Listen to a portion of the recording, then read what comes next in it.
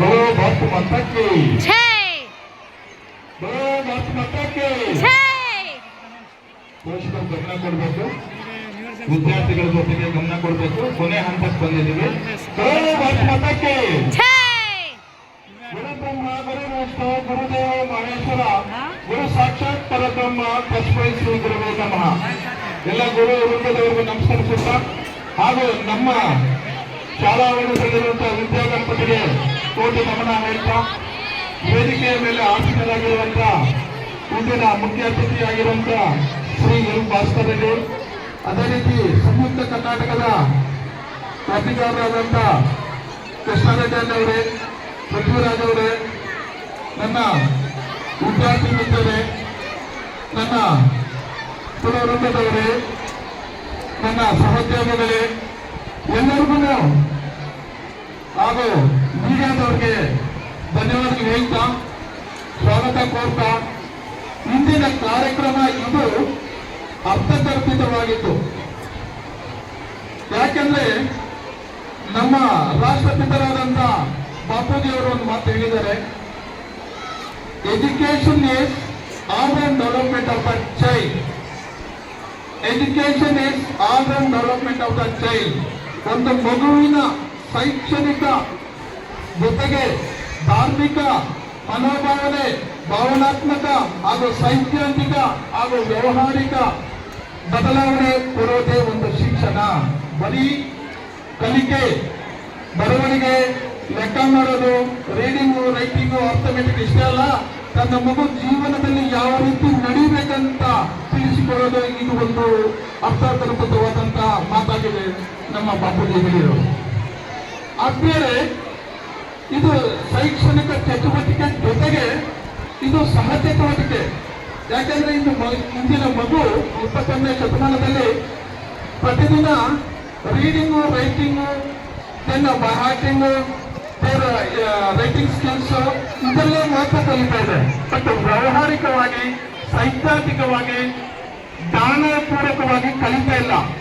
ಅದೇ ರೀತಿ ಮುಂದಿನ ಜೀವನದಲ್ಲಿ ತಾನು ಸಂಪಾದನೆ ಮಾಡುವಂತ ದುಡ್ಡೇನಿದೆ ಯಾವ ರೀತಿ ಬಳಸಬೇಕಂತ ಗೊತ್ತಾಗಬೇಕಾದ್ರೆ ಇಂಥ ಕಾರ್ಯಕ್ರಮ ತುಂಬಾ ಉತ್ತಮ ಅಂತ ತಿಳ್ಕೊಂಡು ನಮ್ಮ ಮ್ಯಾನೇಜ್ಮೆಂಟ್ ಜೊತೆ ಚರ್ಚೆ ಮಾಡಿ ಇದು 2ನೇ ವರ್ಷ ತುಂಬಾ ಅರ್ಥಗರ್ಭಿತವಾಗಿ ನಡೀತಾ ಇದೆ. ಅದೇ ರೀತಿ ಈ ಕಾರ್ಯಕ್ರಮಕ್ಕೆ ಎಲ್ ಭಾಸ್ಕರ್ ರೆಡ್ಡಿ ಅವರು sir really good example for upcoming entrepreneurship.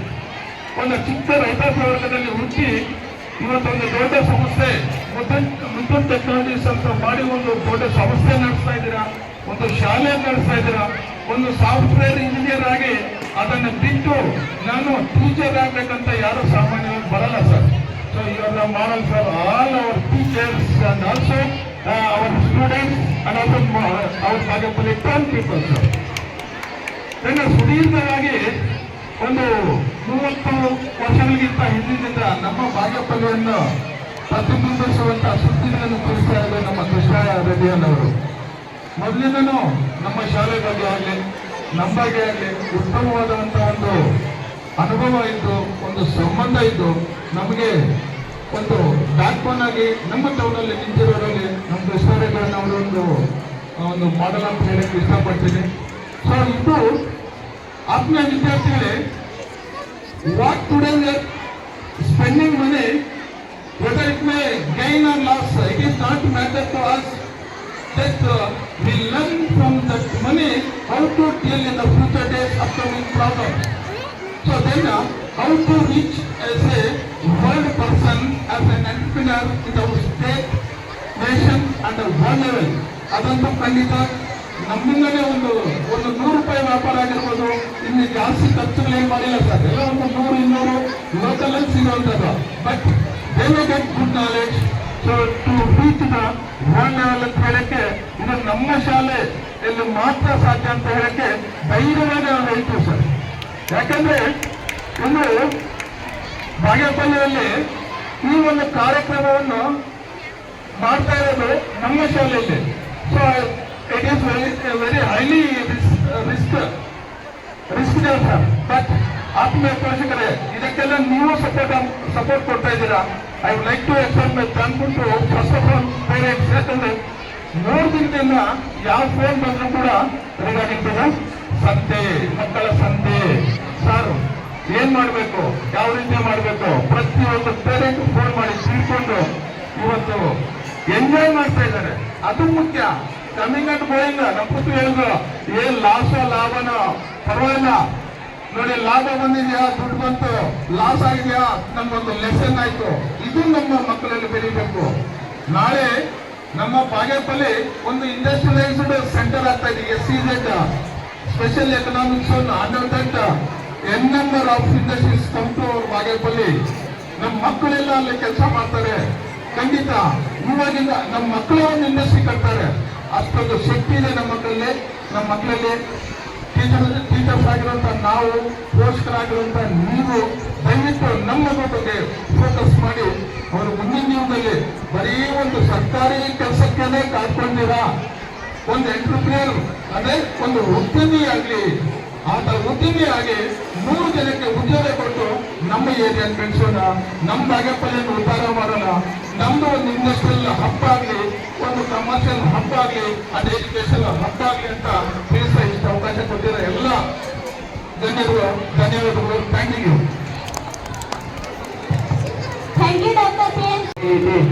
ಈ ಕಾರ್ಯಕ್ರಮವನ್ನು ಕುರಿತು ಒಂದು ಮಾತು ಮಾತಾಡಬೇಕಂತ ಹೇಳ್ಬಿಟ್ಟು ಕೃಷ್ಣಾರೆಡ್ಡಿ ಅನ್ನೋರನ್ನ ಮನವಿ ಮಾಡ್ತೀವಿ.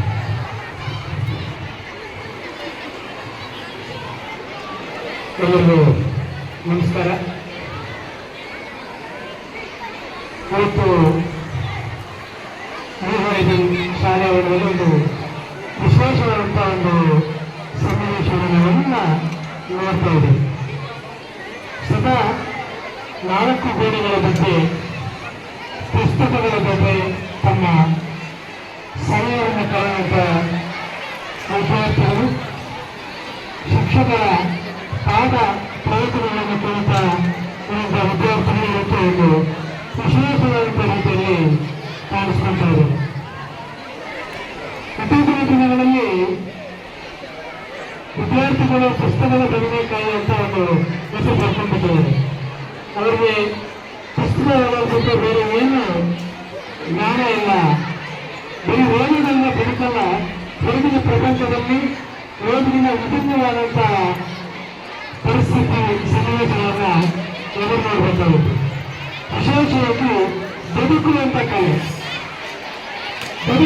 ಕಲೆನ ಪ್ರತಿಯೊಬ್ಬರು ಕಲಿಬೇಕಾಗುತ್ತೆ. ಅದು ನಮ್ಮ ಜೀವನವನ್ನ ಕೊನೆಯ ಹಾದಿಗಳಿಗೆ ತೆಗೆದುಕೊಳ್ಳಕ್ಕೆ ಸಾಧ್ಯ ಆಗ್ತದೆ.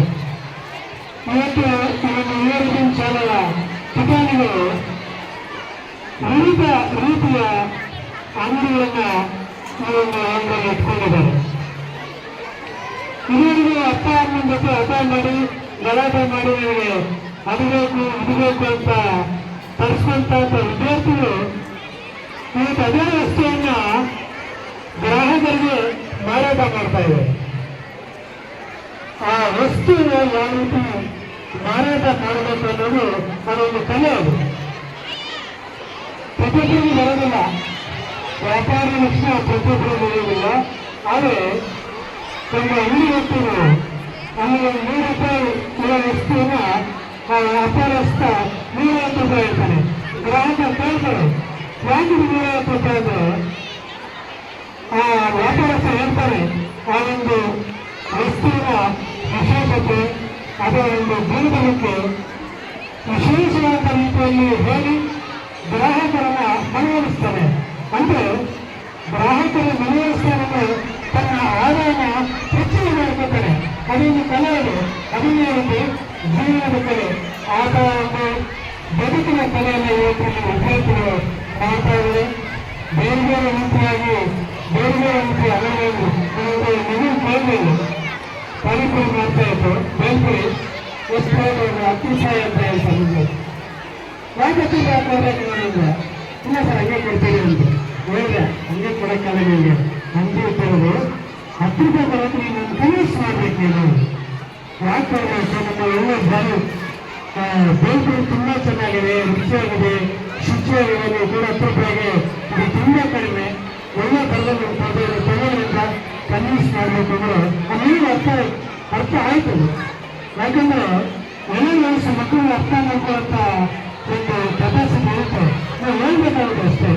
ಆ ನಿಟ್ಟಿನಲ್ಲಿ ನೀವು ವಿವಿಧ ವ್ಯಾಪಾರಗಳನ್ನು ಮಾಡ್ತಾರಲ್ಲ ವಿದ್ಯಾರ್ಥಿಗಳು ನಿಮ್ಮ ಟ್ಯಾಲೆಂಟ್ ಏನಿದೆ ಅದನ್ನ ತೋರಿಸ್ಕೋಬೇಕಾಗುತ್ತೆ. ಇದೊಂದು ಶೈಕ್ಷಣಿಕ ಚಟುವಟಿಕೆ ಅಂತ ನಾವೆಲ್ಲ ಭಾವಿಸ್ಕೊಂಡಿದ್ದೀವಿ.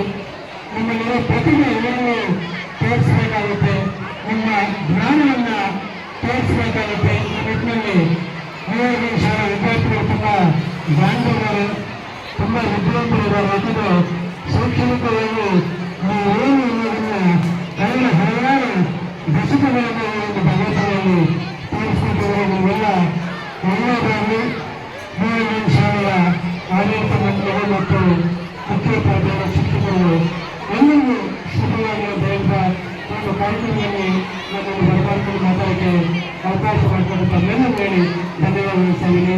ಜೈ ಹಿಂದ್, ಜೈ ಕರ್ನಾಟಕ. ತುಂಬ ಧನ್ಯವಾದಗಳು ಸರ್. ಈ ಕಾರ್ಯಕ್ರಮಕ್ಕೆ ಆಗಮಿಸಿ ನಮ್ಮ ಮಕ್ಕಳಿಗೆ ಒಳ್ಳೆಯ ಸಂದೇಶವನ್ನು ಕೊಟ್ಟು ಅವರ ಒಂದು ಗಳಿಗೆಗಳಲ್ಲಿ ಯಾವ ರೀತಿ ಹೆಚ್ಚಿನ ಲಾಭ ಪಡಿಬೇಕು ಅನ್ನೋ ಒಂದು ಮನವರಿಕೆ ಕೊಟ್ಟಂತ ತಮಗೆ ವಂದಿಸುತ್ತಾ ಧನ್ಯವಾದಗಳು ಸರ್. ಧನ್ಯವಾದಗಳು. ಕಾಂಪಿಸ್ಲಿ ಅಂತ ಹೇಳ್ತಾ ಈ ಒಂದು ಕಾರ್ಯಕ್ರಮಕ್ಕೆ ಆಗಮಿಸಿರುವಂಥ ತಮ್ಮೆಲ್ಲರಿಗೂ ಒಂದು ಇಷ್ಟ ಈ ಒಂದು ಕಾರ್ಯಕ್ರಮದ ಸ್ಟೇಜ್ ಕಾರ್ಯಕ್ರಮ ಮುಗಿಸ್ತಾ ಇದ್ವಿ. ಇನ್ನು ಮಕ್ಕಳು ತಮ್ಮ ಒಂದು ಮಳಿಗೆಗಳನ್ನು ಹುಷಾರಾಗಿ ನೋಡಿಕೊಂಡು ಗ್ರಾಹಕರಿಗೆ ಒಳ್ಳೆಯ ರೀತಿಯಲ್ಲಿ ಸ್ಪಂದಿಸಿ ನಿಮ್ಮ ವಸ್ತುಗಳನ್ನು ಮಾರಾಟ ಮಾಡಬೇಕಂತ ಹೇಳಿ ವಿನಂತಿ ಮಾಡಿಸ್ಕೊಳ್ತಾ ಮಾತನ್ನು ಮುಗಿಸ್ತಾ ಇದ್ದೀನಿ. ಧನ್ಯವಾದಗಳು.